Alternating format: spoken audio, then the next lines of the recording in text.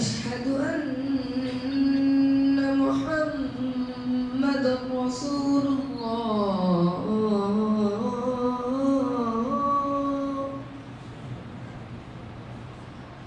أشهد أن محمدًا رسول الله.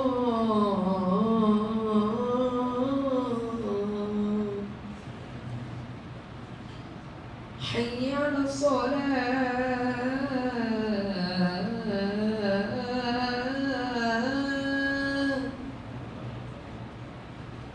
حي على الصلاة.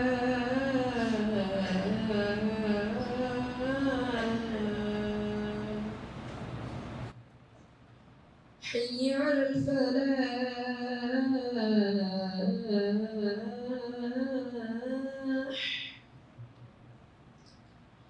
حي على الفلاح.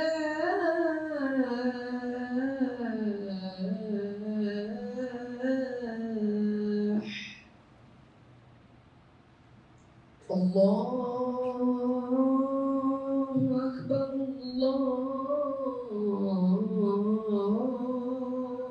أكبر. لا إله إلا الله.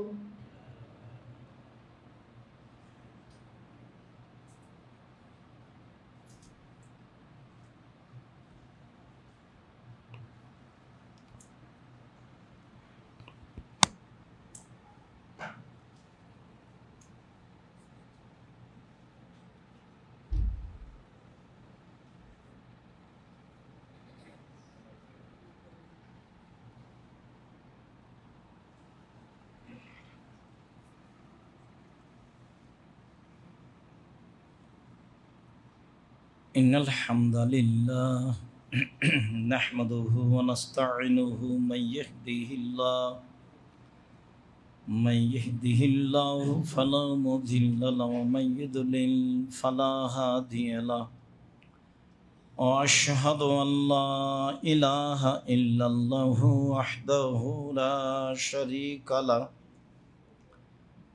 وأشهد أن محمدًا عبده ورسوله أما بعد فإن خير الحديث كتاب الله وخير الهدى هدى محمد صلى الله عليه وسلم وشر الأمور محدثاتها وكل محدثة بدعة وكل بدعة ضلالة وكل ضلالة في النار. أعوذ بالله من الشيطان الرجيم.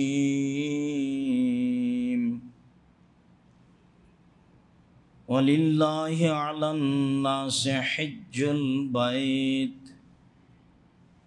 من استطاع إليه سبيلا.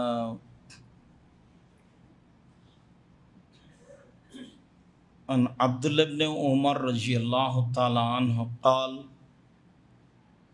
قال رسول الله صلى الله عليه وسلم بني الإسلام على خمس: شهادة أن لا إله إلا الله وأن محمد رسول الله وإقام الصلاة وإيتاء الزكاة وصوم رمضان والحج من استطاع إليه سبيلا. রাওয়াহুল বুখারী মুসলিম। সম্মানিত দ্বীনি মুসলিম ভাই বোন, প্রশংসা আল্লাহর জন্য, শান্তি অবতীর্ণ হোক আল্লাহর রাসূলের উপর সাল্লাল্লাহু আলাইহি ওয়াসাল্লাম। বিগত জুমায় একটি গুরুত্বপূর্ণ বিষয় রেখে দিয়েই চলমান বিষয়ে আসব বলেছিলাম। দেখি একটি গুরুত্বপূর্ণ বিষয় মধ্যেই রয়ে গেছে, আর তা হলো হজ। কাজেই আমরা আজকের জুমায় বিষয় নির্ধারণ করেছি হজ ওমরা। সামনের জুমা থেকে ইনশাআল্লাহ আমাদের চলমান বিষয়ের উপরে আলোচনায় থাকব। সম্মানিত দিনী ভাই বোন, হজ শব্দের আভিধানিক অর্থ হলো ইচ্ছা পোষণ করা। শরীয়তের পরিভাষায় নির্ধারিত সময়ে, নির্ধারিত দিনে, নির্ধারিত স্থানে এক বিশেষ পদ্ধতিতে ইবাদতের নাম হজ।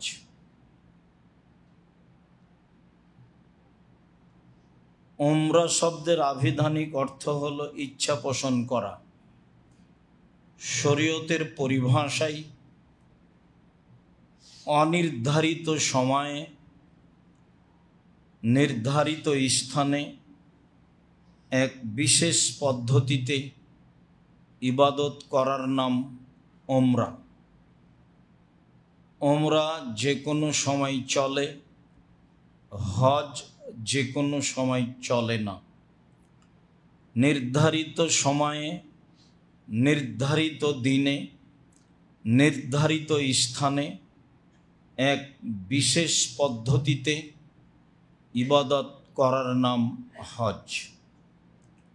হজ একটি বড় ইবাদত, যার ফলাফল জান্নাত। হজ ফরজ, তা আল্লাহ বলেছেন, তা আল্লাহর নবী বলেছেন। আল্লাহ তাআলা বলেন, ওয়ালিল্লাহি আলান নাসি হিজ্জুল বাইত মান ইসতাতা ইলাইহি সাবিলা। আল্লাহকে সন্তুষ্ট করার জন্য মানুষের উপরে হজ জরুরি, যার পথ খরচের ব্যবস্থা ও মাধ্যম রয়েছে। অত্র আয়াতে আল্লাহ তাআলা হজ ফরজ এ কথা বলেছেন। আল্লাহ তাআলা অন্যত্রে বলেন, ও আতিমুল হজ্জ ওয়াল উমরা লিল্লাহ।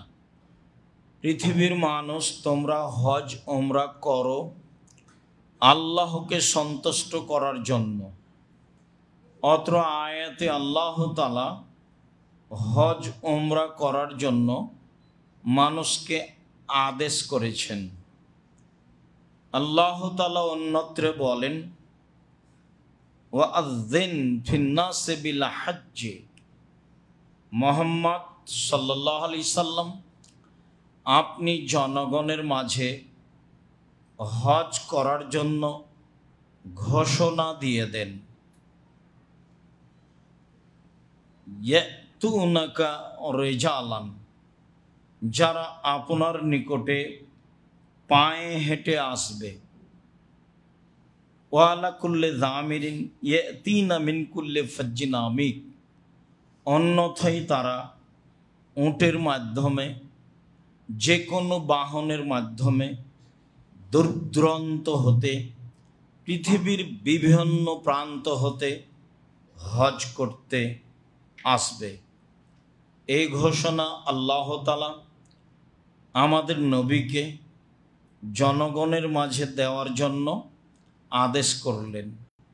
বিষয়গুলি প্রমাণ করে যে হজ ফরজ।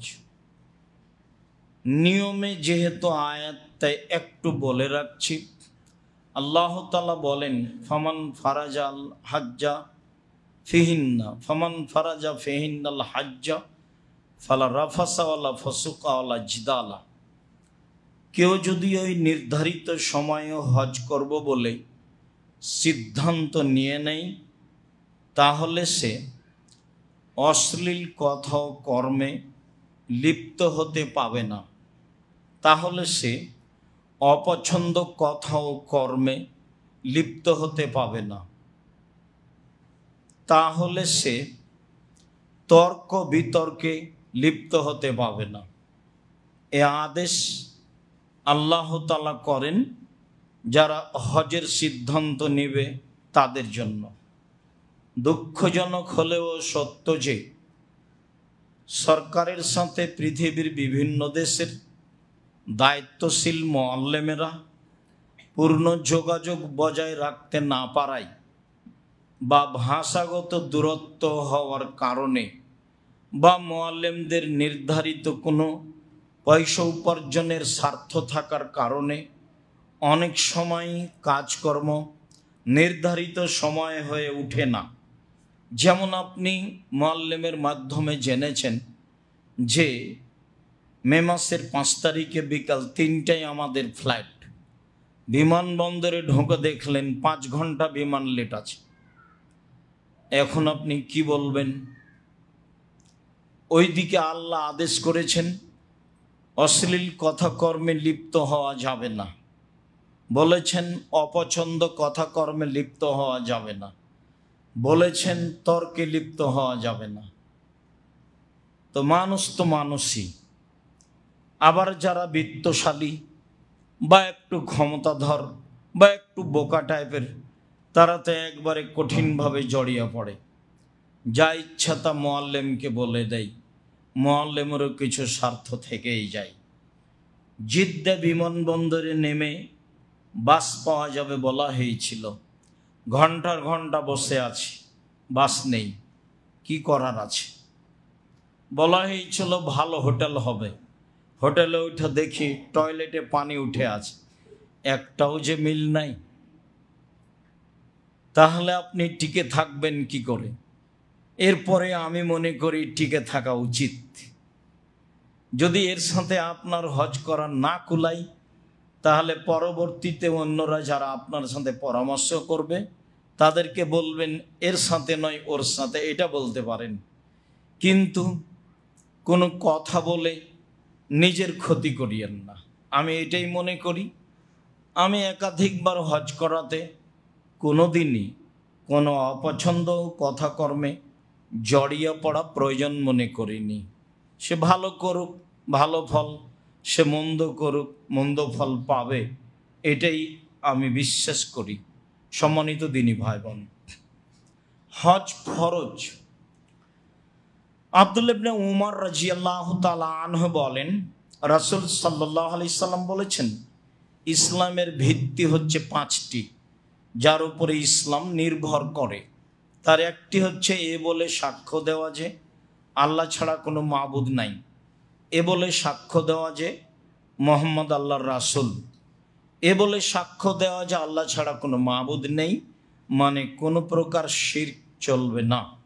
এ বলে সাক্ষ্য দেওয়া যে রাসূল ছাড়া, মুহাম্মদ সাল্লাল্লাহু আলাইহি সাল্লাম ছাড়া কারো ইবাদত চলে না। তাই আমি সাক্ষ্য দিচ্ছি মুহাম্মদ আল্লাহর রাসূল, রাসূলের নিয়ম নীতি ছাড়া কোনো ইবাদত করা যাবে না। 2, 5 ওয়াক্ত সালাত আদায় করা। 3, যাকাত প্রদান করা। 4, রমজান মাসে সিয়াম পালন করা। 5, সম্ভব হলে হজ করা। অত্র 5টি বিষয়ের উপরে ইসলাম নির্ভর করে বলে রাসূল সাল্লাল্লাহু আলাইহি সাল্লাম বলেছেন। মানে হজ হলো ইসলামের একটি ভিত্তি স্তম্ভ, যা সময় হলে মানুষকে করতেই হবে, মানুষ করতে বাধ্য। একাধিকবার হজ করতে পারে, একবার ফরজ বাকি নফল। ওমরাও তাই করতে পারে।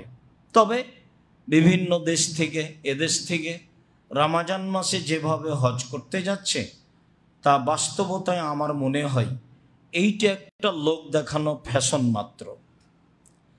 তাছাড়া সে তো বেশ যাচ্ছে বন্ধু বান্ধব আত্মীয় স্বজন আহাল পরিবার নিয়ে, তারপরে কত ছবি আর কত কি কিসের তওয়াফ, এগুলি সব মিলে আসলেই কি উমরা, আসলেই কি হজ? চলেন রাসূল সাল্লাল্লাহু আলাইহি সাল্লাম হজের ব্যাপারে কি বলেন। হজের আদেশে তিনি বলেন, ইয়া আইয়ুহান নাস কাদ ফুরিজা আলাইকুমুল হাজ্জু ফাহুজ্জু, পৃথিবীর মানুষ তোমাদের উপরে হজ ফরজ করা হয়েছে, তোমরা হজ করো। বিবরণে বোঝা যায় আল্লাহ এবং আল্লাহ রাসূল হজ ফরজ এটাই ঘোষণা করেছেন। হজ করলে কি হবে এই বিষয়টি আমরা দ্বিতীয় অংশে আলোচনা করি। হজ করলে অনেক ফল রয়েছে। আবু হুরায়রা রাদিয়াল্লাহু তাআলা আনহু বলেন, রাসূল সাল্লাল্লাহু আলাইহি সাল্লামকে জিজ্ঞাসা করা হয়েছিল, আইউল আমালে আফজাল, আল্লাহর নবী সবচেয়ে কোনটি উত্তম ইবাদত?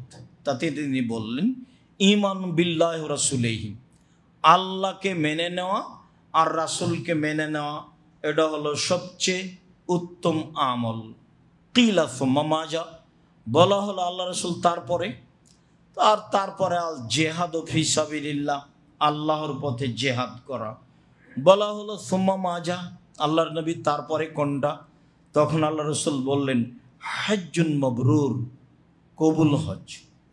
অত্র বুখারী মুসলিমের বিবরণে উত্তম আমল হিসেবে 3 নম্বর স্থানে হজকে উল্লেখ করা হয়েছে, যা আবু হুরায়রা রাদিয়াল্লাহু তাআলা আনহু বলেন। আবু হুরায়রা রাদিয়াল্লাহু তাআলা আনহু বলেন, রাসূল সাল্লাল্লাহু আলাইহি সাল্লাম বলেছেন, মান হাজ্জা লিল্লাহ ফালাম ইয়ারফুস ওয়ালাম ইয়াফসুক, কেউ যদি আল্লাহকে সন্তুষ্ট করার জন্য হজ করে, অশ্লীল কথা ও কর্মে জড়িয়ে না পড়ে, অপছন্দ কথা ও কর্মে জড়িয়ে না পড়ে, তো রাজা কাইয়মিন ওয়ালাদাত উম্মুহু, তাহলে লোকটা ফিরে আসে সেই দিনের মতো হয়ে যেদিন তার মা তাকে জন্ম দিয়েছে, নিষ্পাপ হয়ে ফিরে আসে।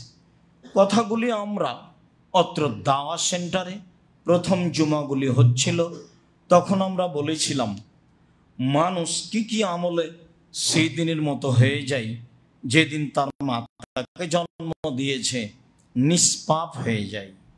সম্মানিত দিনী ভাই বোন, তার একটা অংশ ছিল, লম্বা কথা নেই, সুন্দর করে অজু করে পায়ে হেঁটে মসজিদে গিয়ে জিকির আজকার করলে লোকটি হয়ে যায় সেই দিনের মতো যেদিন তার মা তাকে জন্ম দিয়েছে, নিষ্পাপ হয়ে যায়।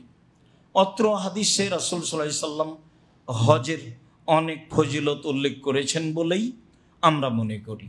আবু হুরায়রা রাদিয়াল্লাহু তাআলা আনহু বলেন, রাসূল সাল্লাল্লাহু আলাইহি সাল্লাম বলেছেন, আল উমরাত ইলাল উমরাতে কাফফারা, একবার উমরা করেছেন এক সময়, আবার যখন উমরা করবেন 6 মাস বছর পরে, মধ্যে যে পাপ হয়েছে সেটা মিটে যাবে 2 উমরার মধ্যের পাপ উমরার কারণে।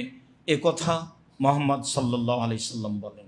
তিনি পরক্ষণে বলেন, ওয়াল হজ্জুল মাবরুর লাইসা লাহুল জাযা ইল্লাল জান্নাহ, আর কবুল হজের বিনিময় জান্নাত ছাড়া কিছু নেই। কবুল হজের বিনিময় জান্নাত ছাড়া কিছু নেই। হজ কবুল হলে জান্নাত হবে, এ কথাই ঠিক। হাদিস বুখারী মুসলিম। আব্দুল্লাহ ইবনে উমর রাদিয়াল্লাহু তাআলা আনহু বলেন, রাসূল সাল্লাল্লাহু আলাইহি ওয়াসাল্লাম বলেছেন, তাবিউ বাইনাল হজ্জ ওয়াল উমরা, পৃথিবীর মানুষ তোমরা হজ উমরা একসাথে করো। উমরা হজের অন্তর্ভুক্ত রয়েছে। হজ উমরা একসাথে করো, কি হবে তাহলে? ফাইন্নাহুম ইয়ানফিয়ানি আল ফাকরা ওয়াজ যুনুবা, হজ আর উমরা মানুষের পাপকে দূরে করে দিবে এবং মানুষের দারিদ্রতাকে দূরে করে দিবে।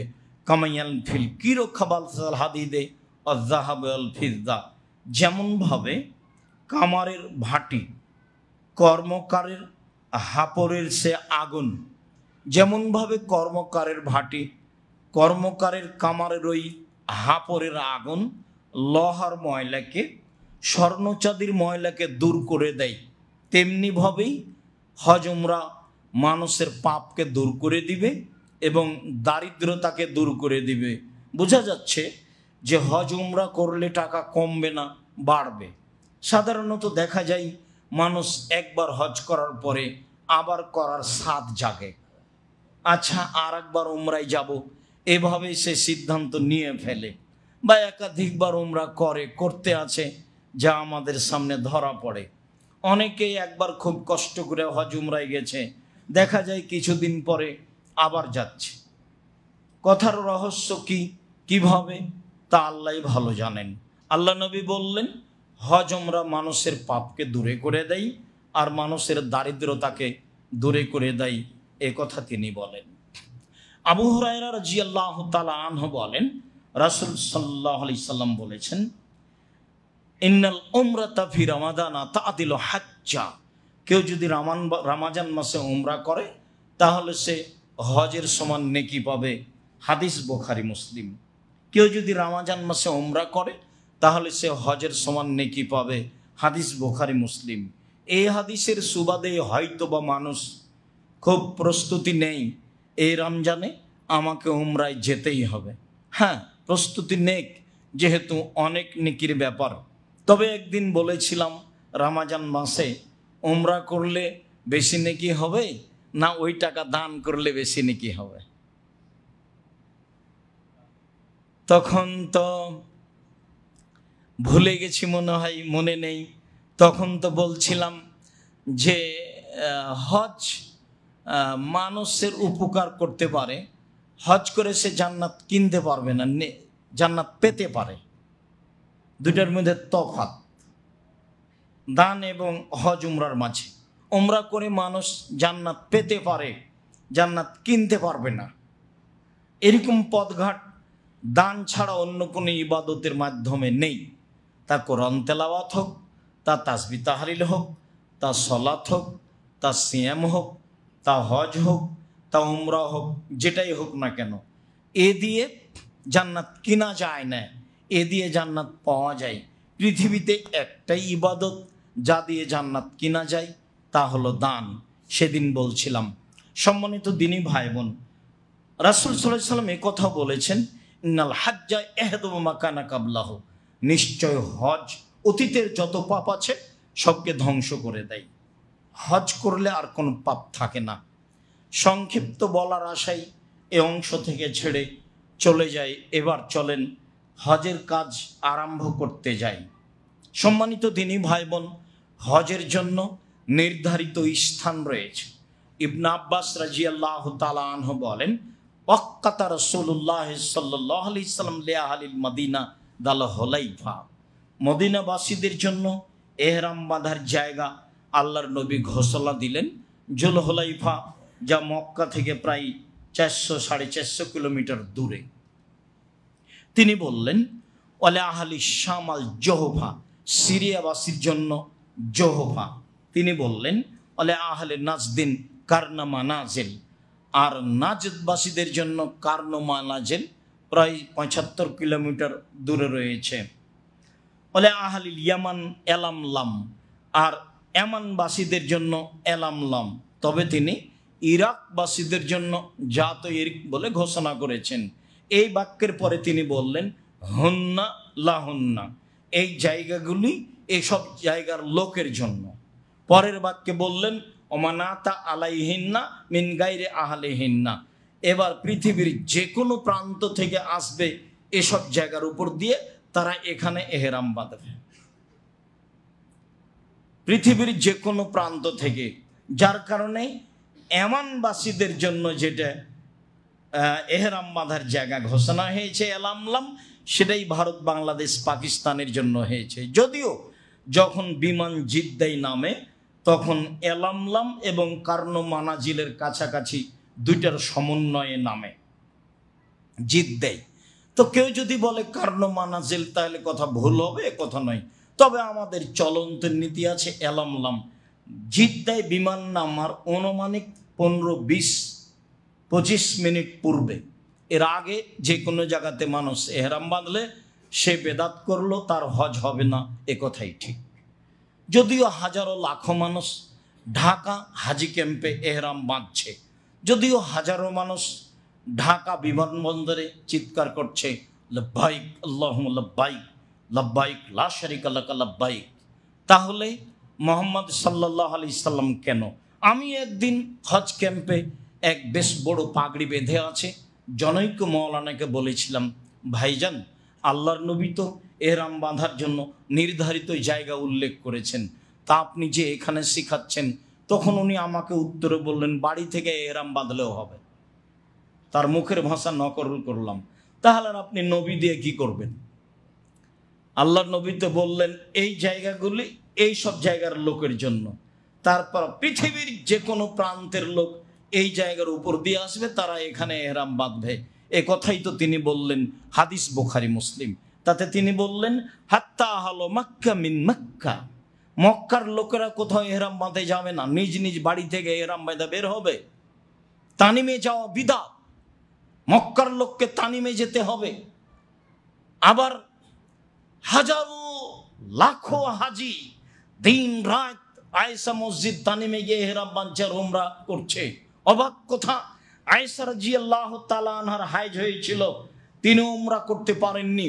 হজ শেষে আয়েশা বললেন সবাই যাবে হজ উমরা নিয়ে বাড়ি, আর আমি শুধু হজ নিয়ে যাব। তখন আল্লাহ রসুল বললেন, আব্দুর রহমান যে তোমার বোনকে নিয়ে যাও তানিমে, এহরাম বাঁধাও, উমরা করাও। তখন তিনি বোনকে নিয়ে গেলেন তানিমে, এহরাম বাঁধালেন, উমরা করলেন। নিজে কিন্তু এহরামও বাঁধেননি, উমরাও করেননি। আবু বকর সিদ্দিকের ছেলের উমরা করা লাগে না, তানিমে এহরাম বেঁধে, আর আপনার লাগে? ধর্ম পাগল হয়ে গেছে। আমার বুঝ অনুপাতে 1999 জন হাজি বেদাতি মুশরিক। এতে সহযোগিতা রয়েছে মুআল্লিমেরা, এতে সহযোগিতা রয়েছে স্বয়ং সরকার নিজে। দুইজন মানুষ এক জায়গাতে যেন দাঁড়িয়ে কথা না বলতে পারে, এই ব্যাপারে মক্কা এবং মদিনা টেন্ডার দেওয়া আছে ব্যক্তিকে। যারা বহু টাকা নিয়ে টেন্ডার নিয়েছে তাদের দায়িত্ব কোথাও যেন হইচই না হয়, হজ হোক আর না হোক, তাতে আপনার কি? 40% জায়গায় ফাঁকা থাকে, অথচ আপনাকে ঢুকতে দেয় না, প্রায় শতকরা 40%। কেন? যারা টেন্ডার নিয়েছে তারা তো গন্ডগোল হতে দিবে না। যদি গন্ডগোল হয়ে যায় তাহলে সরকার তার পরের বছর তাদেরকে আর দিবে না। তাহলে হজের রিস্কের উপরে কেউ নেই, সবাই আছে যাতে করে কোনো সমস্যা না হয়, যাতে করে কোনো গন্ডগোল হইচই না হয়। তাহলে যার যেটা তার সেটা, যার যেটা তার সেটা। টাকার প্রয়োজন যার, সে সেটা করছে, যার নিরাপত্তার প্রয়োজন সে সেটা করছে। হজ ছিল আপনার, কিন্তু আপনি তো আর টিকতে পারলেন না। যাক, বলছিলাম সম্মানিত দিনী ভাই বোন, আমরা হজের একটি বিবরণ পেশ করার চেষ্টা করব মনে করছি অল্প সময়ের মধ্যে ইনশাআল্লাহ। আল্লাহুম্মা সাল্লি আলাইহি, আল্লাহুম্মা বারিক আলাইহি। নির্ধারিত জায়গায় এহরাম বাঁধলাম। এহরাম বাঁধা আবার কি জিনিস? এহরাম বাঁধা হলো লাব্বাইক উমরাতান, আমি উমরার জন্য উপস্থিত, এর নাম হলো এহরাম বাঁধা। বা লাব্বাইক মিনা আবি, বা আমার আব্বার পক্ষ থেকে হজ, এই বলে এহরাম বাঁধা। এই চিৎকার করে এই শব্দটা বলতে হবে। খাল্লাদ ইবনে সাহেব তার পিতা থেকে বর্ণনা করেন, তিনি বলেন যে রাসূল সাল্লাল্লাহু আলাইহি ওয়াসাল্লাম বলেছেন, আতানি জিবরাইল ফা আমারানি, জিবরাইল আমার কাছে আসলেন। মুহাম্মদ সাল্লাল্লাহু আলাইহি ওয়াসাল্লাম বলেন ও আমারানি, এবং আমাকে আদেশ করলেন যে আন আমরা আসহাবি, আমি আমার সঙ্গী সাথীকে বলে দেব, সঙ্গে সাথে তোমরা তোমাদের কণ্ঠকে উঁচু করো বিল ইহলাল ওয়াত তালবিয়া, ইহরাম বাঁধার সময় এবং তালবিয়া পড়ার সময় চিৎকার করে ইহরাম বাঁধতে হবে। লাব্বাইক উমরাতান, উমরার জন্য উপস্থিত। তারপরে তালবিয়া শুরু হবে, লাব্বাইক আল্লাহুম্মা লাব্বাইক, লাব্বাইক লা শারিকা লাক, লাব্বাইক ইন্নাল হামদা ওয়া নি'মাতা লাকাল মুলক লা শারিকা লাক। লাব্বাইক, আমি উপস্থিত। আল্লাহুম্মা লাব্বাইক, হে আল্লাহ আমি তোমার দরবারে উপস্থিত, প্রশংসা তোমার, অনুগ্রহ তোমার, রাজত্ব তোমার, কোনো শরীক নাই তোমার। লাব্বাইক আল্লাহুম্মা লাব্বাইক, লাব্বাইক লা শারিকা লাক, লাব্বাইক ইন্নাল হামদা ওয়া নি'মাতা লাকাল মুলক লা শারিকা লাক। তালবিয়া, তালবিয়া কি জিনিস? এই দোয়া। এই দোয়া কি? এর ফলাফল কি? সাহল ইবনে সাদ রাদিয়াল্লাহু তাআলা আনহু বলেন, রাসূল সাল্লাল্লাহু আলাইহি সাল্লাম বলেছেন, মা মিন মুসলিমিন ইলাব্বি ইল্লা লাব্বামানা ইয়ামিনিহি ওয়া আন শিমালিহি মিন শাজারিন আও হাজারিন আও আবারিন হাত্তা তানকাতে আল-আরজ হাহুনা ওয়া হাহুনা। যখন আপনি বলেন লাব্বাইক, তখন আপনার ডানে যা আছে, আপনার বামে যা আছে, সব কিছু লাব্বাইক বলে। তা পাথর, তা বাড়ি, তা ইট পাথর, তা পাকা বাড়ি, তা কাঁচা বাড়ি, সব কিছু তালবিয়া পড়তে থাকে। পড়তে পড়তে পড়তে পৃথিবীর শেষ পর্যন্ত চলে যায়। আপনার তালবিয়ার সাথে সারা পৃথিবীর সব কিছু তালবিয়া পড়ে, এ কথা মুহাম্মদ সাল্লাল্লাহু আলাইহি সাল্লাম বলেন। মুহাম্মদ সাল্লাল্লাহু আলাইহি সাল্লাম তালবিয়ার ব্যাপারে বলে, আবু বকর সিদ্দিক রাদিয়াল্লাহু তাআলা আনহু বলেন, রাসূল সাল্লাল্লাহু আলাইহি সাল্লামকে জিজ্ঞাসা করা হয়েছিল, আইউল হজ্জ আফজাল, আল্লাহর নবী সবচেয়ে উত্তম হজ কোনটি? তখন আল্লাহ রাসূল উত্তরে বললেন, আলা আচ্চু আসাচ্য, যেখানে খুব বেশি বেশি তালবিয়া হয় সেটাই হলো উত্তম হজ, যেখানে বেশি বেশি কুরবানি হয়। একটা ছাগল নয়, 2-4-5টা 2-4টা উট দিতে হবে, টাকা খরচ করতে হবে, রক্ত বেশি প্রবাহিত করতে হবে, সেটা হলো উত্তম হজ। এ কথা মুহাম্মদ সাল্লাল্লাহু আলাইহি সাল্লাম বলেন। আবু হুরায়রা রাদিয়াল্লাহু তাআলা আনহু বলেন, রাসূল সাল্লাল্লাহু আলাইহি সাল্লাম বলেছেন, মা আহাল্লা মুহিল্লুন কাত্ত ইল্লা গারাবাতি শামসু বিজুনুবিহি, যখন মানুষ তালবিয়া পাঠ করে তখন সূর্য ডুবে যায় তার সব পাপ নিয়ে। তিনি এই কথা বলেন। আবু হুরায়রা রাদিয়াল্লাহু তাআলা আনহু বলেন, রাসূল সাল্লাল্লাহু আলাইহি সাল্লাম বলেছেন, মা আহাল্লা মুহিল্লুন কাত্ত ওয়ালা কাব্বারা মুকাব্বিরুন কাত্ত ইল্লা বুশরা লাহুল জান্নাহ, যখনই কোনো মানুষ লাব্বাইক বলে, যখনই কোনো মানুষ আল্লাহু আকবার বলে, তখন তাকে ঘোষণা দেওয়া হয় এই মর্মে যে তোমার জন্য জান্নাত ঘোষণা হয়েছে। তাহলে অন্য হাদিসে বলা হয়েছে তালবিয়া হচ্ছে হজের জন্য প্রতীক। ব্যস্ততাই আপনার তালবিয়া যেন বন্ধ না হয়, এখান থেকে শুরু করতে হবে না। বৈমানিকেরা বলে, বিমানবালারা বলে, বিমান জিদ্দায় নামার পূর্বে এহরাম এহরাম এহরাম, মানে আপনাকে এহরাম বাঁধতে বলছে। এই যে তালবিয়া শুরু হলো, ব্যাগ বকচা, টয়লেটের পেশাব পায়খানা, পায়খানায় পায়খানা উঠে আছে, বিছানার নিচে চলে আসছে, তবুও আপনি মানুষকে কিছু বলতে যাবেন না, আপনার কাজ লাব্বাইক। খেপে গিয়ে কোনো লাভ নেই, পরিষ্কার কম বেশি হবে। কোনো পরিস্থিতি, বউ হারিয়ে গেছে খুঁজে পায় না, এখন তালবিয়া বন্ধ হবে এই কথা নেই, তালবিয়া চলতেই থাকবে, বউ খুঁজেন। একজন হজ করতে গেছে, তার 3 জন বউ, 3 জন বোন, তখন ওই ভাই শুধু কাঁদে, তখন ওর বোনেরা বলছে, তুই কাঁদিস কেন রে, তোকে আমরা সাথে নিয়ে এসেছি আমাদের হজ বৈধ হওয়ার জন্য, তোকে কোলে করে রাস্তায় রাখবো, তোকে আমাদেরকে নিয়ে বেড়াতে হবে এই চিন্তা করিস না, তুই অত কিছু ভয় করি। ও 3 জন বোন ওই একাই, শুধু খালি ভয় পাই, না জানি কি হয়। তোর বোনেরা ওকে এইভাবে বলছে, হ্যাঁ ঠিক বলেছ তোমরা, এটাই ঠিক আছে, ওদের হজে আসাটা বৈধ হয়েছে তোমার কারণে, বাকিটুকু রাস্তাঘাট তারা দেখবে, তুমি অত দুশ্চিন্তা ভোগ করো কেন। আপনার স্ত্রী হারিয়ে যাবে এই কথাও ঠিক, পাওয়া যাবে এই কথাও ঠিক, অত দুশ্চিন্তার কিছু নাই। সম্মানিত দিনী ভাই বোন, তালবিয়া পড়তে পড়তে চলে গেলাম হোটেলে। হোটেল থেকে বের হয়ে সময়ের গতিতে গোসল টোসল করে ভালো করে প্রস্তুতি নিয়ে তাৎক্ষণিক যাবেন না, তাৎক্ষণিক গেলে ক্লান্তি আসতে পারে, রাস্তাঘাট ঠিক করে নিতে হবে। কিছুক্ষণের মধ্যে হারিয়ে গেলে পরিবেশ একটু ভারী হয়ে যাবে, মানুষ তো মানুষ, কাজেই পরিচিত মানুষকে সাথে নিয়ে রাস্তাঘাট ঠিক করে নিয়ে বের হতে হবে। আবু হুরায়রা রাদিয়াল্লাহু তাআলা আনহু বলেন, কাদামান নবী সাল্লাল্লাহু আলাইহি সাল্লাম মক্কা ফাআতাল হাজারা, আল্লাহর নবী মক্কায় ঢুকলেন, ঢুকে হাজরে আসওয়াদের নিকটে গেলেন।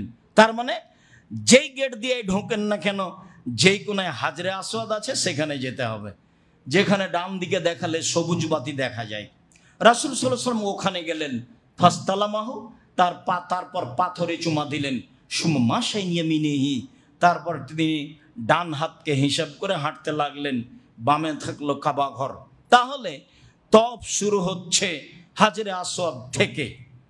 যেই গেট দিয়ে ঢোকেন না কেন, যেখানে হাজরে আসওয়াদ আছে, সবুজ বাতি আছে উপরে, সেখানেই যেতে হবে। ভিড় ভেঙে হোক আর না ভেঙে হোক, মুখে চলতেই থাকবে তালবিয়া। এবার যখন আপনি হাজরে আসওয়াদের এখানে এসেছেন, তখন আপনি বলবেন আল্লাহু আকবার, হাত উঁচু করে হাজরে আসওয়াদের দিকে হাতটা টেনে মুখে চুমা দিতে হবে না। স্বয়ং সরাসরি পারলে চুমা দিতে হতো, অথবা লাঠি দিয়ে যদি পাথরে ঠেকানো যেত তাহলে লাঠিতে চুমা দিতে হতো। যেহেতু কোনোটাই নেই, ভিড়ে টিকতেই পারি না, অনেক দূরে আছি, অতএব লাব্বাইক লাব্বাইক বলে হাতে চুমা দেওয়া হবে না, 2 হাত উঠানো হবে না, অত পাগল হতে হবে না, বাস লাব্বাইক। তারপরে আপনার শুরু হয়ে গেল তওয়াফ। সম্মানিত দিনী ভাই বোন, তওয়াফ একটি ভিন্ন ধরনের ইবাদত। হজে গিয়ে যতদিন পর্যন্ত মানুষ কাবা ঘরে থাকবে, তওয়াফের চেয়ে কোনো গুরুত্বপূর্ণ দামি ইবাদত নেই। ও তো বোনের নামে ভাইয়ের নামে ওমরা করতে গেছে, মানে হজ গেছে, টাকাটিও লস, শ্রমও লস, ও তো বিদআত, ও যে কি করবে। জুবাইর ইবনে মুতঈম রাদিয়াল্লাহু তাআলা আনহু বলেন, রাসূল সাল্লাল্লাহু আলাইহি সাল্লাম বলেন, ইয়াবদামানিফ, হে আমার বংশের লোকেরা, লা তামনাউ আহাদান তাওফা বিহাযাল বাইত ওয়া সাল্লা আইয়াতা শাতিন শামিনাল লাইলি ওয়ান নাহারে, হে আমার বংশের লোকেরা, কাবা ঘরে 24 ঘন্টা তওয়াফ চলবে, কেউ কাউকে বাধা দিবে না। হে আমার বংশের লোকেরা, কাবা ঘরে 24 ঘন্টা সালাত চলবে, রাত দিন। কাবা ঘরে নিষিদ্ধ সময় নেই। পৃথিবীর সব জায়গাতে নিষিদ্ধ সময় আছে, মসজিদে নববী তো আছে, বাইতুল মুকাদ্দাসও রয়েছে। পৃথিবীতে একটি জায়গা, সেটা হচ্ছে মক্কা কাবা ঘর, যেখানে কোনো নিষিদ্ধ সময় নেই। 24 ঘন্টা সালাত চলবে, তওয়াফ চলবে মর্মে ঘোষণা দিলেন রাসূল সাল্লাল্লাহু আলাইহি সাল্লাম। উবাদ ইবনে উমাইর রাদিয়াল্লাহু তাআলা আনহু বলেন যে আব্দুল্লাহ ইবনে উমর ইজাহিমু আলার রুকনাইনে, আব্দুল্লাহ ইবনে উমর একজন বিশিষ্ট অতীব উচ্চ বড় শিক্ষিত মানুষ, উমরের ছেলে। ইনি হাজরা আসাদ আর রুকনে ইয়ামানি, মানে হাজরা আসাদের আগের কোণ, এই দুইটা জায়গাতে হাত লাগানোর জন্য খুব ভিড় করতেন। তিনি বলেন, মারা আইতু আহাদান মিন সাহাবী রাসূলুল্লাহ সাল্লাল্লাহু আলাইহি সাল্লাম ইজাহিমু আলাইহি, আমি আব্দুল্লাহ উমর ছাড়া আর কাউকে এত ভিড় করে এই দুইটি জায়গা স্পর্শ করতে দেখিনি। তো এবার আব্দুল্লাহ ইবনে উমর বলছেন, পৃথিবীর মানুষ শুনে রেখো, আপনিও শুনে রাখেন, ইন আফাল, যদি আমি এটা করি, এই দুই জায়গায় হাত লাগানোর জন্য ভিড় যদি করে থাকি, তাহলে শুনে রাখেন, সামিতু রাসূলুল্লাহ সাল্লাল্লাহু আলাইহি ওয়াসাল্লাম ইয়াকুল, আমি আল্লাহ রাসূলকে বলতে শুনেছি, তিনি বলেছেন, ইন্না মাসাহুমা কাফফারাতুল লিল খাতায়া, দুই রুকনে হাত লাগাতে পারলে অতীতের সব পাপ শেষ। এই জন্য আমি ভিড় করি। সামিতু ইয়াকুল, আমি আল্লাহ রাসূলকে বলতে শুনেছি, তিনি বলেছেন, মান তাফা সাবান ওয়া হাসাহু, যে 7 বার চক্কর দিল আর গুনে ভালো করে হিসাব করলো, কা ইতকে রাকাবাতিন, তাহলে একটা গোলাম আজাদের সমান নেকি হবে। তিনি বললেন, আমি রাসূল সাল্লাল্লাহু আলাইহি সাল্লামকে বলতে শুনেছি, তিনি বলেছেন, লা ইয়াদু কাদামান ওয়া ইয়ারফা উখরা ইল্লা হাত্তাল্লাহু আনহু বিহা শায়াতান ওয়া কাতাবাল্লাহু লাহু বিহা হাসানাতান। তওয়াফ করতে লেগে যতবার পা উঠাবে নামাবে, যতবার উঠাবে নামাবে, উঠালে 1 পাপ মুছে যাবে, 1 নেকি লিখা হবে, নামালে 1 পাপ মুছে যাবে, 1 নেকি লিখা হবে। দূর দিয়ে হাঁটলে আরো হলো, পাশ দিয়ে হাঁটলে একটু কম হলো, আরো দূর দিয়ে হলো আরো বেশি। এবার আপনি বলেন, তওয়াফের তুলনায় আর কোন ইবাদত থাকলো? অবাক একটি ইবাদত তওয়াফ। যতবার পা উঠবে তাতে 1টা পাপ মিটে যাবে, 1টা নেকি লিখা হবে। যতবার পা নামবে তাতে 1টি পাপ মিটে যাবে, 1টি নেকি লিখা হবে। এ কথা মুহাম্মদ সাল্লাল্লাহু আলাইহি সাল্লাম বলেন। আর স্পর্শের চেষ্টা করতে হবে, না পারলে পিড়াপিড়ির কিছু নেই। রুকনে ইয়ামানি থেকে রুকনে আসওয়াদ পর্যন্ত নির্ধারিত দোয়া রয়েছে, রব্বানা আতিনা ফিদ দুনিয়া হাসানাতাও ফিল আখিরাতি হাসানাতাও ওয়া কিনা আযাবান নার। সম্মানিত দিনী ভাই বোন, এই যে 7 বার হয়ে গেল, এখন আপনি 2 রাকাত সালাত আদায় করবেন। প্রথম রাকাতে হবে সূরা কাফিরুন, দ্বিতীয় রাকাতে হবে সূরা ইখলাস। আপাতত তওয়াফ শেষ হলো। এবার আপনার প্রয়োজন হলে একটু জমজমের পানি পান করেন, আগেও করতে পারেন, জমজমের পানি পান করা ভালো। জাবের রাদিয়াল্লাহু তাআলা আনহু বলেন, রাসূল সাল্লাল্লাহু আলাইহি সাল্লাম বলেছেন, আল মাউ জামজাম লিমা শুরবালাহু, জমজমের পানি যে উদ্দেশ্যে পান করবে সেটাই হবে। জমজমের পানি যে উদ্দেশ্যে পান করবে সেটাই হবে। জাবের রাদিয়াল্লাহু তাআলা আনহু বলেন, রাসূল সাল্লাল্লাহু আলাইহি সাল্লাম বলেছেন, খায়রু মাইনাল ওয়াজিলার যে মাউ জামজাম, মাটির উপরে যত পানি রয়েছে তার সবচেয়ে উত্তম পানি হলো জমজমের পানি। মাটির উপরে যত পানি রয়েছে তার সবচেয়ে উত্তম পানি হলো জমজমের পানি। শেষে তিনি বললেন মাউ জমজম তামিন অসেফা অসকমিন, জমজমের পানি হচ্ছে ক্ষুধা নিবারণের খাদ্য, জমজমের পানি হচ্ছে রোগ নিরাময়ের ঔষধ। এ কথা মুহাম্মদ সাল্লাল্লাহু আলাইহি সাল্লাম বলেন। জমজমের পানি হচ্ছে ক্ষুধা নিবারণের খাদ্য আর রোগ সারার ঔষধ, এ কথা আল্লাহর নবী বললেন। আল্লাহ নবী যা একে আবুজার গেফারি রাদিয়াল্লাহু তাআলা আনহুকে বললেন, আবুজার তুমি মক্কায় কতদিন থেকে আছো? 30 দিন থেকে আছে। আবুজার তোমাকে কে খেতে দেয়? তা আবুজার বললেন মা কানা লি তামন ইল্লা মাউ জমজম, আমার কাছে জমজমের পানি ছাড়া কোনো খাদ্য ছিল না। এই 30 দিন যাবত একটানা আমি জমজমের পানি পান করেছি। তাতে কি হয়েছে জানেন? ফাসামেন, তো আমি মোটা হয়ে গেছি। ও তাকাসসারা তোকানো বাতনি, আমার পেটে চরক ধরে গেছে, পেট মোটা হয়ে গেছে, আমি নিজে মোটা হয়ে গেছি। ওয়ালা আজিদু আলা কাবেদি খিফাতা জুইন আও সিদফাতা জুইন, আমার এই 30 দিন আমি শরীরের কোনো দুর্বলতা বুঝিনি। জমজমের পানি ছাড়া তিনি অন্য কিছু খাননি। আয়েশা রাদিয়াল্লাহু তাআলা আনহা জমজমের পানি ব্যাগে বেঁধে নিতেন, জমজমের পানি মশকে নিতেন। তিনি বলেছেন মুহাম্মদ সাল্লাল্লাহু আলাইহি সাল্লাম নিজেও জমজমের পানি নিয়ে যেতেন। এরপরে ইসুব্বা আলাল মারদা ওয়া ইসকিম, জমজমের পানি তিনি অসুস্থ ব্যক্তিকে খাওয়াতেন এবং তার মাথার উপরে ঢেলে দিতেন। মুআবিয়া রাদিয়াল্লাহু তাআলা আনহু জমজমের পানি পান করার পরে মাথা এবং মুখের উপরে ঢেলে দিলেন। জমজমের পানি এই উদ্দেশ্যে সাহাবীগণ ব্যবহার করতেন বলে একাধিক হাদিসে উল্লেখ হয়েছে। ইবনে আব্বাস বলেন, আমি আল্লাহর রাসূলের কাছে গেলাম এক বালতি জমজমের পানি নিয়ে। ফাশারিবা মা জমজম ওয়া কায়েম, তিনি জমজমের পানি পান করলেন, তখন তিনি দাঁড়িয়েছিলেন। দাঁড়িয়ে জমজমের পানি পান করলেন।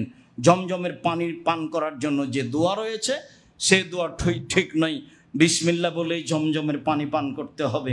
এরপরে হলো সাই। আল্লাহ সাই করার আদেশ করেছেন।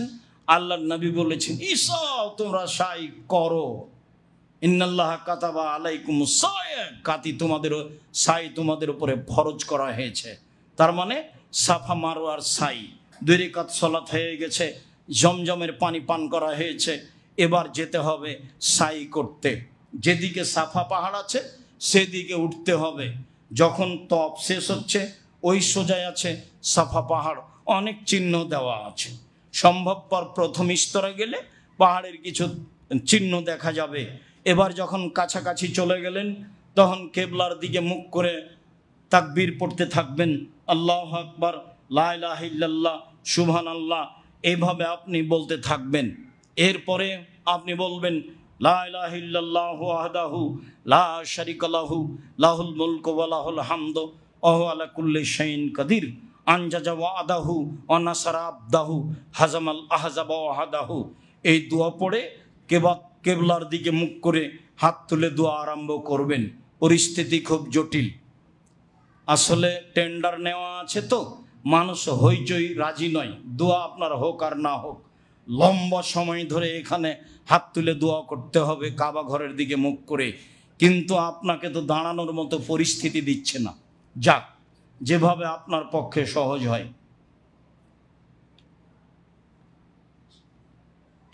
যেভাবে আপনার পক্ষে সহজ হয়। এরপরে আপনি পায়ে হেঁটে চললেন, মারোয়ার দিকে। মারোয়াতে উঠে হাত তুলে দোয়া করতে হবে, কথা ওইগুলোই। আবার আসলেন সাফাই, 2 বার হলো, হাত তুলে দোয়া করতে হবে, কথা ওইগুলোই। আবার মারোয়াতে গেলেন, 3 বার হলো, হাত তুলে দোয়া করতে হবে। এইভাবে পরস্পর 3 বার 3 জায়গায় হাত তুলে দোয়া করতে হবে। 7 বার যখন হবে মারোয়ায় গিয়ে শেষ হয়ে যাবে, তখন আপনি মাথার চুল ছোট করে নেবেন। রাসূল সাল্লাল্লাহু আলাইহি সাল্লাম বলেন আল্লাহুম্মা গফির, রাসূল সাল্লাল্লাহু আলাইহি সাল্লাম দোয়া করেছেন যারা মাথা নেড়ে করে তাদের জন্য 3 বার, আর যারা চুল ছোট করে তাদের জন্য 1 বার। চুল ছোট করার চেয়ে মাথা নেড়ে করা ভালো, তবে ছোট করাও জায়েজ। মহিলারা চুলের শেষের দিক থেকে কেটে নেবে, এ কথা মুহাম্মদ সাল্লাল্লাহু আলাইহি সাল্লাম বলেন। এই হলো উমরা। উমরার জন্য তিনটি জিনিস জরুরি: এহরাম বাঁধা, তওয়াফ করা, সাই করা। রুকুন বা জরুরি, তাতে মাথার চুল ছোট করা নয়। তওয়াফ, সাই, এহরাম বাঁধা, বাস উমরা হয়ে গেছে। এখন আপনি ফ্রি মানুষ, থাকেন, হাট বাজার করেন, আসে যায় না, পারিবারিক বিষয়টি মিলনে যেতে পারেন, কোনো সমস্যা নেই। দিন যায় রাত্রি যায়, চলে আসলো জুলহিজ্জার 8 তারিখ। জুলহিজ্জার 8 তারিখ স্বস্থায়ী স্থানে ফজরের সালাত আদায় করে বের হবেন। ফজরের সালাত আদায় করে হোটেল থেকে বের হয়ে বলবেন লাব্বাইক হাজ্জাতান, হজের জন্য উপস্থিত। এই যে তালবিয়া শুরু হলো, 3 দিন যাবৎ একটানা চলবে। মিনাই চলেন। জোহরের সালাত সসময়ে কসর, আসরের সালাত সসময়ে কসর, মাগরিবের সালাতে কসর নেই, এশার সালাত সসময়ে কসর, ফজরের সালাতে কসর নেই। ফজরের সালাতের আগে মিনে ত্যাগ করা যাবে না। মুআল্লিমেরা নানানভাবে আপনাকে নিয়ে যাওয়ার চেষ্টা করবেন, আপনি কি করবেন সেটা আপনার ব্যাপার। তবে আমাকে কোনো সময় মুআল্লিম নিয়ে যেতে পারেনি, হারিয়ে যাই, সেটা আমার ব্যাপার। আপনাকে আমি জিম্মেদারি করতে রাজি নই। কি হবে সেটা আমি বুঝবো। ফজরের সালাত আদায় করে আপনি আরাফার মাঠে যাবেন। আরাফার মাঠে কোনো ইবাদত নেই, খাদ্যের খুব গড়াগড়ি, খাদ্য খেতে হবে না, খাদ্য কমিয়ে দেন। আরাফার মাঠে গিয়ে কোনো ইবাদত নেই, বসে থাকবেন, মুখে লাব্বাইক আল্লাহুম্মা লাব্বাইক, লাব্বাইক লা শারিকা লাকা লাব্বাইক, ইন্নাল হামদা ওয়ান নি'মাতা লাকা ওয়াল মুলক লা শারিকা লাক। যে যা পারে বলতেই থাকবে। দিন যায়, জোহরের টাইম হয়ে গেল। জোহর আসর একসাথে পড়তে হবে, এক আজানে 2 একামাতে, মধ্যে কোনো তাসবিহ তাহলিল হবে না। আসসালামু আলাইকুম রহমতুল্লাহ, আসসালামু আলাইকুম রহমতুল্লাহ, দাঁড়িয়ে গিয়ে একামাত দিতে হবে, মধ্যে কোনো তাসবিহ তাহলিল নেই। এই ঘোষণা মোহাম্মদ সাল্লাল্লাহু আলাইহি সাল্লাম দেন। সময়ে জোহর, সময়ে আসর তো বহু দূরের কথা। শতকরা 99 জন হাজি বেদাতি, শতকরা 99 জন মুআল্লিম বেদাতি, ধর্মের 5 পয়সা দাম দেয় না। 2 সালাত একসাথেই হতে হবে আরাফার মাঠে, এটাই চূড়ান্ত। 2 সালাত একসাথে হতে হবে আরাফার মাঠে, এটাই চূড়ান্ত। 2 সালাত একসাথে হতে হবে কসর, এটাই চূড়ান্ত। এর বিকল্প কোনো পথই নেই, বিকল্প পথই বেদাত। এরপরে জোহরের সালাত, আসরের সালাত হয়ে গেছে, চলেন হাত তুলে দোয়া করার পালা আসলে। এবার কে কেমন ক্ষমা চাইতে পারে বলেন আপনি। লা ইলাহা ইল্লাল্লাহু ওয়াহদাহু লা শারীকা লাহু লাহুল মুলকু ওয়া লাহুল হামদু ওয়া হুয়া আলা কুল্লি শাইইন কাদির। আল্লাহর নবী বলেন খায়রুদ দুআয়ে, দোয়া ইয়াউমে আরাফা, আরাফার দিনের দোয়া সবচেয়ে উত্তম দোয়া। ওয়া খায়রু মা কুলতু আনা, আমি যেটা বলেছি সেটা উত্তম দোয়া। অল আম্বিয়া মিন কাবলি, আমার পূর্বে যে নবীগণ বলেছেন সেটা উত্তম দোয়া। পৃথিবীর সব নবী আরাফার মাঠে বলেছেন লা ইলাহা ইল্লাল্লাহু ওয়াহদাহু লা শারীকা লাহু লাহুল মুলকু ওয়া লাহুল হামদু ওয়া হুয়া আলা কুল্লি শাইইন কাদির।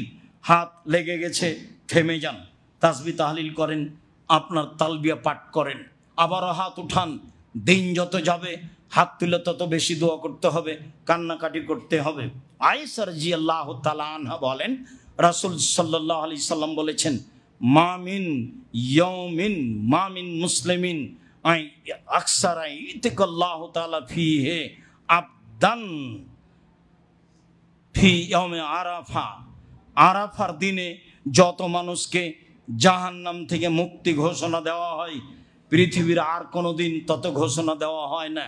তা লাইলাতুল কাদর হোক, তা জুমার দিন হোক, যেটাই হোক না কেন, আল্লাহ তাআলা মানুষের সামনে প্রথম আকাশে নেমে আসেন। ফেরেশতাদের সামনে গর্ব করে বলেন মা আরাদা হাউলায়ে, বলো ফেরেশতারা জিবরাইল মিকাইল এরা কি চায়? দেখো ফেরেশতা উনজুরুল ইবাদি, আমার দাস দাসীকে দেখো, ফাতাউনি, তারা আমার কাছে এসেছে শোষণ গোবরা, এলোমেলো চুলে ধুলাবালি মেখে। দেখো ফেরেশতা জিবরাইল মিকাইল ইসরাফিল, দেখো পৃথিবীর ফেরেশতা যাদেরকে তোমরা সৃষ্টি করতে নিষেধ করেছিলে, আমি তোমাদের সামনে গর্ব করে বলছি দেখো আমার দাস দাসী আমার নিকটে এসেছে এলোমেলো চুলে ধুলাবালি মেখে, এলোমেলো চুলে ধুলাবালি মেখে, এলোমেলো চুলে ধুলাবালি মেখে। আমার দরবারে যা বলছে তাই করে দিলাম, সবকে জাহান্নাম থেকে মুক্তি ঘোষণা দিয়ে দিলাম। এই কথা আল্লাহ তাআলা বলেন। এই হলো আরাফা। সূর্য ডুবে গেল, এবার আরাফা ত্যাগ করতে হবে। সূর্য ডুবে যাওয়ার আগে আরাফা ত্যাগ করার কোনো পথ নেই।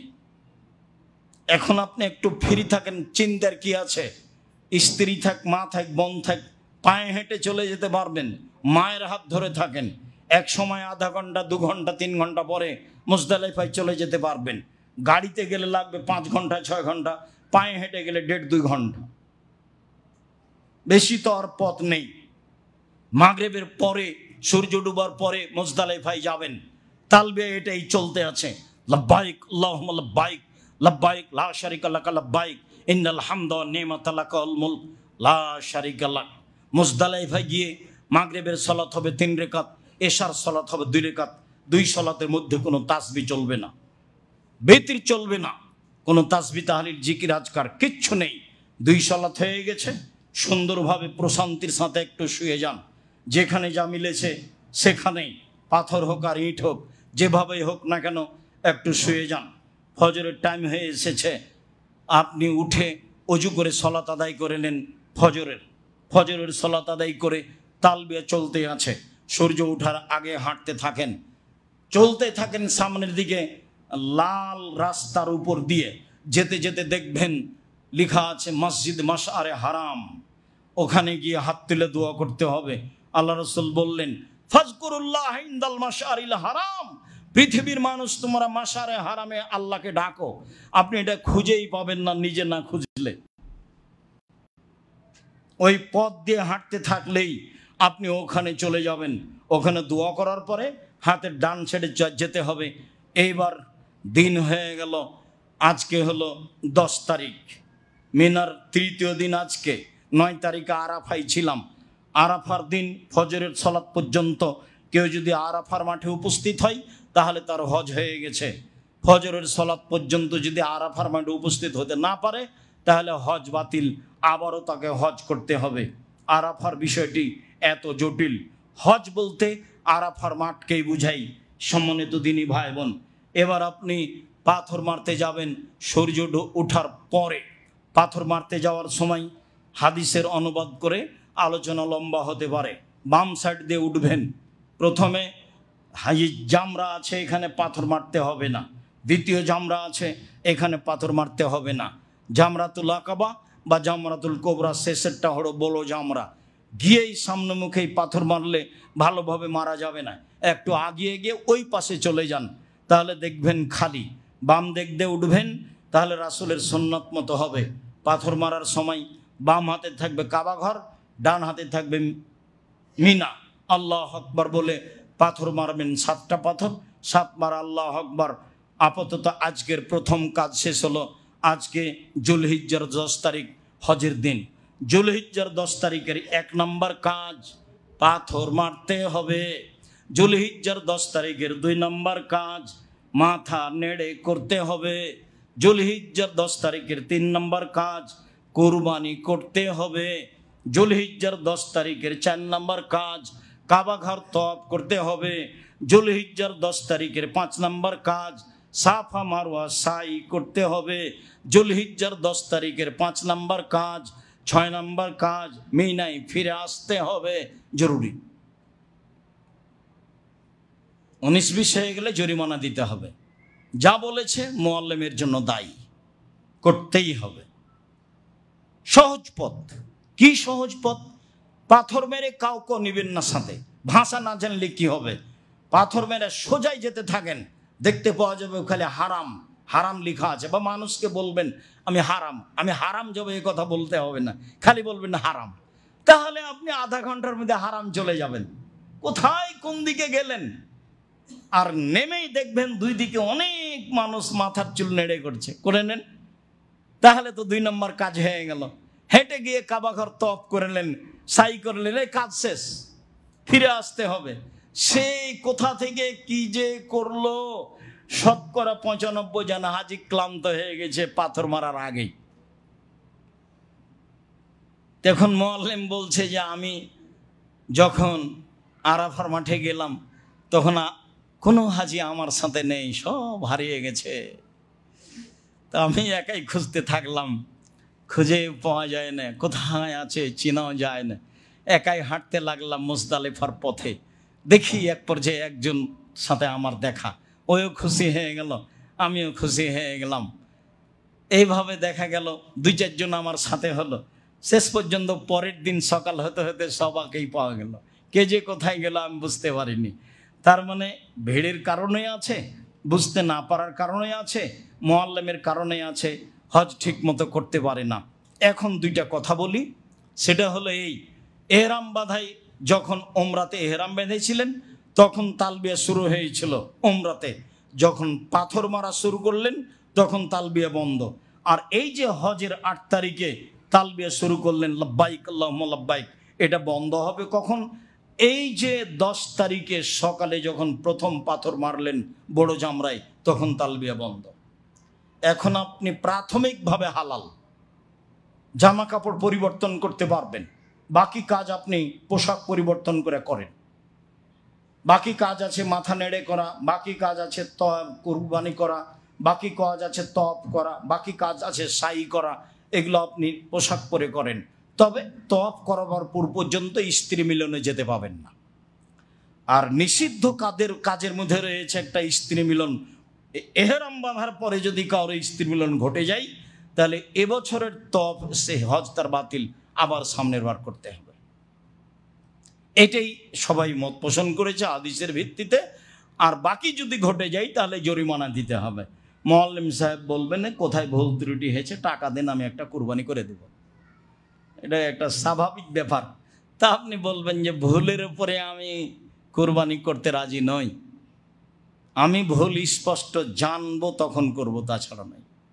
সম্মানিত দিনী ভাই বোন, আমি হজের একটা সংক্ষিপ্ত বিবরণ পেশ করছিলাম। এরপরে মিনায় গিয়েই থাকতে হবে, অত গল্প করা হবে না, গল্প কমাতে হবে। আল্লাহ তাআলা বলছেন ফাজকুরুল্লাহ, তোমরা আল্লাহকে ডাকো। হজের পরের 2 দিন 3 দিন মিনা থেকে এসে জোহরের পরে পাথর মেরে যাবেন, শুধু তাসবিহ তাহলিল জিকির আজকার। পরের দিন মিনা থেকে এসে পাথর মেরে যাবেন জোহরের পরে। পরের 2 দিন মারার পর আপনি ফ্রি হয়েছেন, বাড়ি চলে যেতে পারেন। অন্যথায় 3য় দিন থেকে মিনা থেকে এসে পাথর মারবেন, কোথাও থাকা হবে না, ঘুরে এসে মিনাই থাকতে হবে যে কোনো মূল্যে। মক্কার হোটেলে থেকে পাথর মারবে এই হিসাব বাতিল, ঘুরে তাকে মিনাতেই যেতে হবে। মুহাম্মদ সাল্লাল্লাহু আলাইহি সাল্লাম মিনায় গেছেন, সবকেই 2 দিন 3 দিন যাবৎ ফিরে মিনাই যেতে হবে এবং পাথর মারতে হবে জোহরের পরে। 3 দিন পরে তওয়াফে বিদায়ী তওয়াফ করে আর কাবা ঘরে থাকা হবে না। ইবাদতের জন্য দামি জায়গা, কিন্তু বিদায়ী তওয়াফ করলে এখানে অবস্থান করা যাবে না। বিদায়ী তওয়াফ করে চলে আসবেন। সম্মানিত দিনী ভাই বোন, হজের একটা বিবরণ পেশ করছিলাম। অনেক শিরক বেদাত রয়েছে, মধ্যে সেগুলি থেকে গেছে, সময়ের গতিতে বলা হবে। আপাতত যা কিছু বললাম সেগুলির প্রতি আমল করার চেষ্টা করেন। যারা দিনী ভাই বোন যেতে চাচ্ছেন তাকে পরামর্শ দেন। আর যারা যন্ত্রের মাধ্যমে সময় অবগত হবেন তারা এই পদ্ধতিতেই হজ ওমরা করার চেষ্টা করবেন। আমার পক্ষ থেকে জোরালোভাবে অনুরোধ থাকছে যে মানুষের বানানো কোনো দোয়া পড়বেন না। আমার বোঝ অনুপাতে যত দোয়ার বই রয়েছে তার শতকরা 95টা বই মানুষের বানানো দোয়া আছে। পৃথিবীর যেই প্রান্ত থেকে আসুক না কেন, আরবি হোক, অনারবি হোক, উর্দু ভাষী হোক, ইংরেজি ভাষী হোক, যে কেউই হোক না কেন, তার হাতে যে বই আছে তার শতকরা 90% কথা রাসূল নয়, মিথ্যা কথা। কাজে আপনাকে সাবধান থাকতে হবে। কিছুই না পারলে বেশি করবেন না, বেদাত যেন না হয়, শিরক না হয়, কম হোক, কম হলে বাঁচবেন। আরাফার মাঠে উপস্থিত থাকলে হজ হয়ে যাবে, বাস আলহামদুলিল্লাহ। বাকি কোনো জায়গাতে ত্রুটি হয়ে গেলে, ত্রুটি স্পষ্ট মনে থাকলে জরিমানা দিবেন, অন্যথায় দিবেন না। আল্লাহ আমাদেরকে এভাবে বুঝে হজ করার তৌফিক দান করো, আল্লাহুম্মা আমিন। সম্মানিত দিনী ভাই বোন, শেষে এসে বলছি, খুব ভালোভাবে দিনের মতো জানেন যে এটার দাওয়া সেন্টারে অনেক ভাড়া লাগে। তো কয়েক জুমা থেকে নাকি দান করা ভুলে গেছেন, এটা তো হবে না।